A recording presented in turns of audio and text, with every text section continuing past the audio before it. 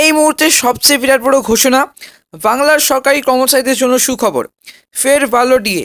রাজ্য বাজেটে ডিএ বৃদ্ধির কথা ঘোষণা করলেন অর্থমন্ত্রী চন্দ্রিমা ভট্টাচার্য। এর আগে গত জানুয়ারি মাস থেকে বর্ধিত ডিএ কার্যকর হয়েছে। এবার আরও 4% ডিএ বৃদ্ধি হলেও কেন্দ্রের সঙ্গে ফারাক রয়ে যাচ্ছে 32%। আগামী মে মাস থেকে নতুন হারে ডিএ পাবেন রাজ্য সরকারি কর্মচারীরা।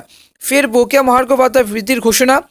লোকসভা নির্বাচনের আগেই রাজ্য সরকারি কর্মচারীদের এবং কর্মীদের সুখবর দিলেন মুখ্যমন্ত্রী মমতা বন্দ্যোপাধ্যায়।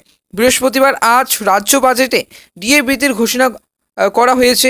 রাজ্যে সরকারি কর্মচারীদের এবং কর্মীদের একটা বড় অংশ যখন কেন্দ্রীয় হারে বকেয়া মহার্ঘ ভাতা দেওয়ার দাবিতে রাস্তায় বসে আন্দোলন করছেন, তারই মধ্যে বাজেটে আরও কিন্তু 4% ডিএ বাড়ানোর কথা ঘোষণা করা হলো।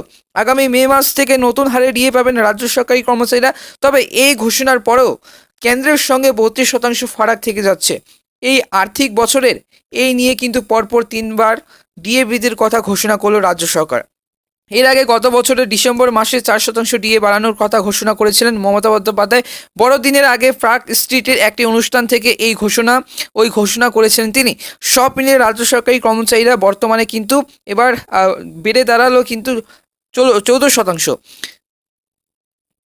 মমতা বন্দ্যোপাধ্যায় তথা রাজ্যের শাসক দল বারবার বলেছে রাজ্যের আর্থিক সামর্থ্য যথেষ্ট নয়, কেন্দ্র সরকার বঞ্চনা করছে বলেও কিন্তু অভিযোগ করা হয়েছে।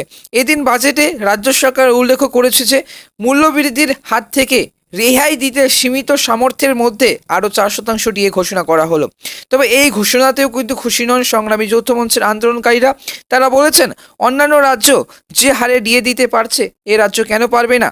একই আন্দোলনকারীরা বলেন যে আজ কেন সরকারি কর্মচারীদের কর্মীদের রাস্তায় বসতে হলো। 32% ডিএ যেটা বকেয়া থাকছে সেটা কেন দিতে পারছে না সরকার, কেন 4% দেবে, কোথায় গেল টাকা।